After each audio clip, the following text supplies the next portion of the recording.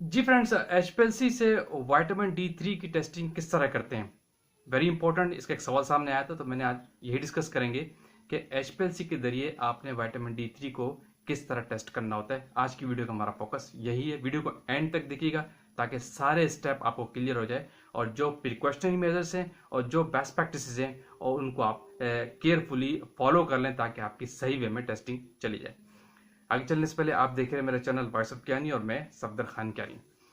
देखिए friend, vitamin D3 जो है बहुत टिपिकल प्रोडक्ट है, बहुत टिपिकल आइटम है, बहुत टिपिकल कंपाउंड है। इसको टेस्टिंग करना बहुत टफ मेथड है एचपीएलसी पे। तो वही सारे स्टेप मैं डिस्कस करूंगा कि आपने किस तरह एचपीएलसी पे टेस्ट करना है। विटामिन डी3 की टेस्टिंग बेस्ड करती है एक्सट्रैक्शन मेथड के जरिए। ठीक है, बहुत डेंजरस भी है और बहुत केयरफुली और हल्की सी मिस्टेक्स के जरिए आपकी पीक नहीं आती।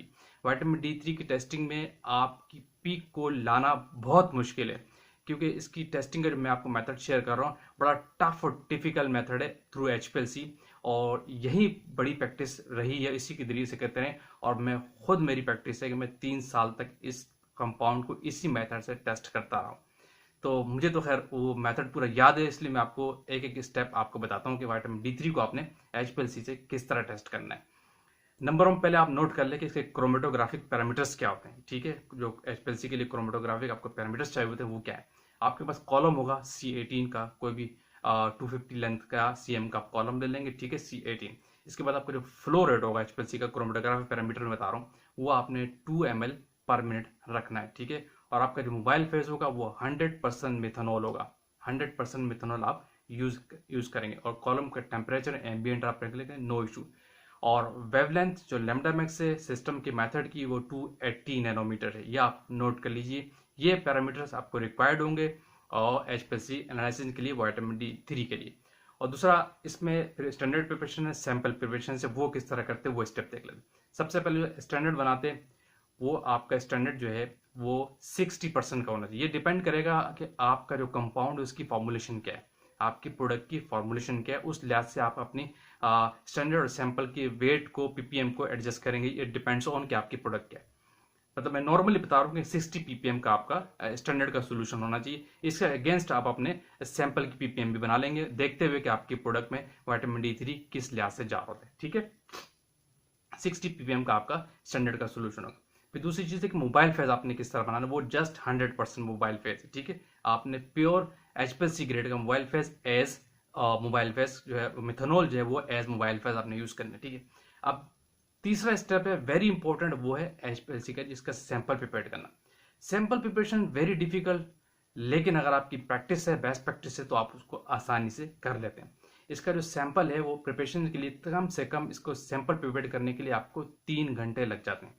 3 से 3.5 घंटे लगते हैं कि आपका एक सैंपल प्रिपेयर होता है। अगर आपके पास नंबर है सैंपल ज़्यादा तो आप पैरेलल लगाएंगे तो 3 से 4 घंटे पे, 3 घंटे में मैक्सिमम आपके सैंपल प्रिपेयर होते हैं क्योंकि स्टेप्स उसके लंबे हैं। आप सुन लीजिए किस तरह आपने सैंपल लेना है एज पर स्टैंडर्ड की पीपीएम के लिहाज से, जो आपका टैबलेट में है, किसी भी चीज़ में वट एवर, या सेमी सॉलिड कैप्सूल है, जिस पे भी आपका विटामिन डी3 जा रहा है, उसका आप सैंपल लेंगे स्टैंडर्ड से मैच करते हुए जिसकी कंसंट्रेशन 60 पीपीएम के करीब आ जाए।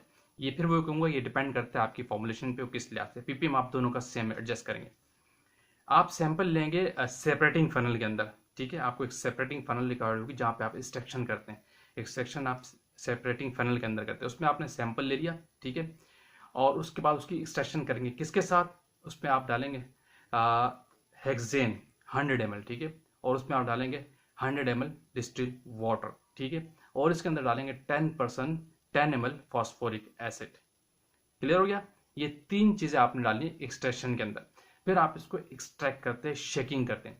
ये हेक्सेन की जगह पे, एन हेक्सेन की जगह पे आप हाइड्रोजन परऑक्साइड भी यूज कर सकते हैं, लेकिन वो बहुत ज्यादा प्रेशर डेवलप करता है, इसलिए हाइड्रोजन परऑक्साइड को है उसको हमने रिप्लेस किया हुआ बेस्ट प्रैक्टिसेस में कि आप उसकी जगह हेक्सेन यूज कर रहे हैं। इससे भी रिजल्ट आपके सेम आते हैं।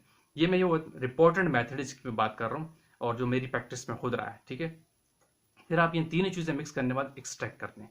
तकरीबन आप उसको एक्सट्रैक्ट करें 10 से 15 मिनट तक आपने, और आपने सेपरेशन एक्सट्रैक्शन करनी 3 टाइम्स। फर्स्ट टाइम करेंगे, ठीक है, 10 से 15 मिनट तक, फिर उसको सेपरेटिंग फनल को आप उसके स्टैंड पर रख देंगे ताकि दो फेजेस की जो लेयर डेवलप हो जाती है एक्सट्रैक्शन के दौरान, एक्वस लेयर और ऑर्गेनिक लेयर, जब वो क्लियर हो जाए तो इसमें आप एक्सवेक्स लेयर सेव करते हैं और ऑर्गेनिक लेयर जो है सेव करते हैं, और जो आपकी एक्वस लेयर है वो डिस्कार्ड कर देते हैं, ठीक है। नीचे आपकी एक्वस लेयर आती है, ऊपर आपकी ऑर्गेनिक लेयर होती है। ये प्रैक्टिस एक्सट्रैक्शन की आपने 3 टाइम्स करनी है। जब थर्ड टाइम पे जब आप एक्वस लेयर डिस्कार्ड करने के बाद जो आपके पास सैंपल आ जाएगा ऑर्गेनिक लेयर के अंदर, उसको फिर आप एक बीकर के अंदर कलेक्ट कर लेते हैं, ठीक है। आपने 250 ml का एक बीकर ले लेना है, उसके अंदर आप कलेक्ट कर लेंगे क्योंकि आपका सैंपल इसी के अंदर एक्सट्रैक्ट होके आया होता है। अगर आपकी एक्सट्रैक्शन ठीक तरीके से नहीं होगी तो आपके सैंपल की पीक नहीं आएगी। ये वेरी क्रिटिकल है, वेरी इंपॉर्टेंट है, ये आपको प्रैक्टिस से आएगा, लेकिन मैं आपको सारे स्टेप बता रहा हूँ। ठीक हो गया। आपने उसको सेव करने के बाद जो आपकी एक्वस लेयर है वो डिस्कार्ड करने के बाद ऑर्गेनिक लेयर जिसमें आपका सैंपल है उसको आप 250 के बीकर के अंदर कलेक्ट कर लेंगे और उसके अंदर 100 ml तक आप मिथेनॉल मिक्स करके और उसको आप सोनिकेशन पे लगा देंगे। क्लियर? ठीक है। बल्कि इससे पहले स्टेप एक इंपॉर्टेंट ये है, जो आपकी एक्सट्रैक्शन से पहले आपके पास ऑर्गेनिक लेयर आ गई 3 टाइम एक्सट्रैक्शन से बाद, ठीक है, सोनिकेटर पे भी नहीं लगाएगा। ऑर्गेनिक लेयर जो आपके पास आ गई उसके अंदर आप उसको तकरीबन वो 100 ml तो होगी, क्योंकि उसके अंदर आपने हेक्सेन 100 ml लास्ट में जाता है, 100 से ज़्यादा भी हो सकता है, क्योंकि जब 3 टाइम जब आप एक्सट्रैक्शन करते जाएंगे तो आपने फिर हर 3 टाइम्स में हेक्सेन 100 टाइम ऐड नहीं करना, ठीक है। उसमें आपने जस्ट वाटर ऐड करना है, क्योंकि वाटर एक्वस लेयर आप डिस्कार्ड कर रहे हो तो इस तरह आपका वॉल्यूम बहुत बढ़ जाता है।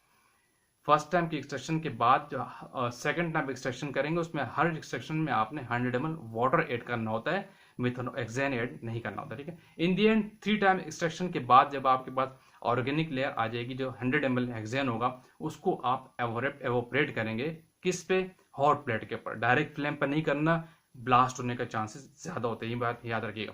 उसको आप हॉट प्लेट पे करेंगे, केयरफुली टेम्परेचर मेंटेन करते हुए, और फ्यूमिंग हुड के अंदर करेंगे, किसी ओपन प्लेस पे अपना नहीं करना, ताकि फ्यूम सारे सक हो जाए डक्टिंग के थ्रू। जब वो बिल्कुल एवोपरेट हो जाए, एंड में थोड़ा सा आपका सॉल्वेंट बचेगा, वो उसके अंदर आपका होता है सैंपल, ठीक है। वो एक लेयर से आपके पास ऑर्गेनिक लेयर आ जाएगी, विस्कस का मटेरियल आपके पास आ जाएगा, वही बेसिकली आपका सैंपल जो एक्सट्रैक्ट हो गया है, ठीक है, एवोपरेशन के बाद। फिर आप इसके अंदर डालते हैं, इस बीकर के अंदर क्या कहते हैं 100 ml तक या 200 ml तक तकरीबन मिथेनॉल 100 ml डाल ले, क्योंकि आपकी डाइल्यूशन पर डिपेंड करेगा कि आपकी नेक्स्ट डाइल्यूशन क्या है। फिर इसके अंदर मिथेनॉल डालने के बाद आपको इसको 1 आवर तक सोनिकेटर पे सोनिकेट करना होता है। जो आपका सोनिकेटर बात होता है उसके अंदर आप 1 घंटे तक इसकी सोनिकेशन करेंगे, 1 घंटे तक, क्योंकि टाइम टेकिंग है और एक्सट्रैक्शन में भी आपको बहुत टाइम टेकिंग लगता है, बहुत टाइम लगता है।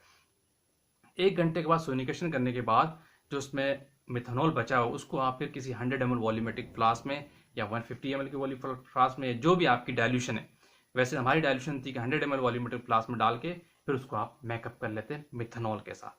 क्लियर? ये पूरे स्टेप्स हैं विटामिन D3 के एक्सट्रैक्शन के। जब वो 100 ml में आप वॉल्यूम मेकअप कर लेंगे, उसके बाद फिर आप डेफिनेटली सोनी फिल्टर से आप वायल्स बनाते हैं HPLC की, जैसे स्टैंडर्ड की वायल बनाते हैं, इसी तरह आप सैंपल की वायल बनाएंगे और HPLC पे ले जाएंगे। वेरी सिंपली आप एनालाइज करेंगे, स्टैंडर्ड के 5 रेप्लिकेट लगते हैं, सैंपल के 2 रेप्लिकेट लगेंगे। सैंपल की पीक का रिस्पॉन्स कम होता है, लेकिन पीक आपकी शार्प आनी चाहिए, रिटेंशन टाइम दोनों का बराबर होता है। आप इसका तकरीबन रन टाइम जो इसका तकरीबन आप 30 मिनट्स तक चलाते हैं, क्योंकि उसकी पीक जो है तकरीबन 27 से 28 मिनट पे आती है, ठीक है। 30 मिनट या 36 मिनट तक आप इसका रन टाइम चलाते हैं विटामिन D3 का। तो फ्रेंड्स ये है टेस्टिंग विटामिन D3 के एक से एक स्टेप जो आपको मैंने बताया, उस तरीके से आपने करनी होती है। अच्छा, इस पर प्रिकॉशनरी मेजर्स हमेशा याद रखें, आपके सेफ्टी गोगल्स आपके पास होने चाहिए, ग्लव्स आपके पास होने चाहिए जब आप स्पेशली एक्सट्रैक्शन कर रहे हो। ब्लास्ट का, क्रैकिंग का बहुत चांसेस होता है, बड़ी केयरफुली आपने एक्सट्रैक्शन करनी है। सारे प्रिकॉशनरी मेजर्स आपने सामने रखते हैं। मास्क आपने लगाना है, फिल्टर मास्क, क्योंकि ये इसमें हेक्सेन होता है, बहुत फ्यूम होते हैं बहुत ज़्यादा, और जब वो एक्सट्रैक्शन के बाद प्रेशर आप रिलीज करते हैं तो वो भी फ्यूमिंग हुड के बाहर आपने करना है। ओपन लेबोरेटरी के अंदर नहीं करना, सारी लेबोरेटरी आपकी कंटामिनेटेड होती है, इसके हेक्सेन के बहुत फ्यूम्स उड़ते हैं, ठीक है। सेफ्टी मेजर्स हमेशा साथ रखने, ग्लव्स आपने पहनने, सेफ्टी गॉगल्स आपने पहनने, मास्क आपने लगा के रखना है, और फ्यूमिंग हुड के करीब आपने काम करना होता है, ताकि सारी एक्सट्रैक्शन आपकी वो फ्यूमिंग हुड के अंदर चली जाए, सारे वेपर्स आपके वहीं चले जाए। जब आपने इसको दूसरे स्टेप में एक्सट्रैक्शन करने के बाद ऑर्गेनिक लेयर को जब आप एवोपरेट करते हैं, जो मैंने कहा था बीकर के अंदर, तो वो वाला स्टेप जो हॉट प्लेट वाला है, वो हॉट प्लेट भी आपकी फ्यूम हुड के अंदर होनी चाहिए ताकि सारे फ्यूम्स वहाँ चले जाए। और आपको वहाँ खड़े होना जरूरी है, मॉनिटर करते रहना है। बहुत ज़्यादा अगर हाई टेम्परेचर कर दे तो आप फायर भी लग सकती है, आग भी पकड़ सकता है, हेक्सेन हाई फ्लेमेबल चीज़ है ना डेफिनेटली। तो इसलिए बड़े एक एक स्टेप को बड़े केयरफुली आपने करना होता है और सेफ्टी मेजर्स को सामने रखते हुए करना होता है। जब वो उसको एवोपरेट करने के बाद सोनिकेटर पे आप लाते हैं, मिथेनॉल डालने के बाद उस जो आपका सैंपल होता है वहाँ पे भी आप उसको लुक आफ्टर करते रहे, मीनवाइल शेकिंग करते रहे। 1 घंटा तक आपने सोनिकेशन करनी होती है और उसके बाद फिर आपको उसको वॉल्यूमेट्रिक फ्लास्क में डाल के वॉल्यूम मेकअप करते हैं और फिर उसके बाद सोनी फिल्टर से फिल्टर करके आप डेफिनेटली वायल बना के एचपीएलसी पे ले जाते हैं। ये वो स्टेप्स है विटामिन D3 के जो मैंने आपको क्रोमेटोग्राफिक पैरामीटर्स भी बताए, वो आपने नोट करने हैं और एक एक स्टेप जिस तरह करना है वो भी मैंने आपको बता दिया, आप नोट कीजिएगा। फिर भी कोई भी क्यूरीज है, आपको कोई भी कंफ्यूजन है कि ये स्टेप समझ नहीं आया विटामिन D3 की टेस्टिंग का, तो मैं ओपनली आपको दोबारा समझा दूंगा, एक एक स्टेप आपको समझाऊंगा। और फिर इसके बाद और स्टेप्स हैं कि अगर आपने एचपीएलसी पे जाने से पहले, जाने के बाद आपने किस तरह करना है, वहाँ पे क्रोमेटोग्राफी इंटीग्रेशन में प्रॉब्लम आ रही है तो ओपनली आप क्वेश्चन करें, कमेंट्स करें। कोई भी क्यूरीज है विटामिन D3 की टेस्टिंग के हवाले से, कोई भी आपका सवाल है, वैसे तो अभी मैंने आपको पूरा मेथड बता दिया किस तरीके से टेस्ट करना है, क्रोमेटोग्राफिक पैरामीटर्स भी बता दिए। लेकिन फिर भी कोई कन्फ्यूजन है, अगर रिजल्ट नहीं आते, वैसे इसके रिजल्ट बहुत मुश्किल से आते हैं, वो प्रैक्टिस से आते हैं। स्टेप आप फॉलो करेंगे, इसमें फ्लैम यूज होता है, बर्नर यूज होता है, सेफ्टी मेजर्स सामने रखते हुए करना है, तो डेफिनेट आपके रिजल्ट एक्यूरेट आएंगे। इसमें पीक का आना बहुत जरूरी है, इस पर पीक शार्प आसानी से नहीं आती। एक्सट्रैक्शन का मेथड, एक्सट्रैक्शन में ला के किसी चीज को और फिर एचपीएलसी पे लेके जाना जरा डिफिकल्ट प्रोसेस है, तो इसीलिए एक एक स्टेप को आपने फॉलो करना होता है जिससे आपके रिजल्ट ठीक आए।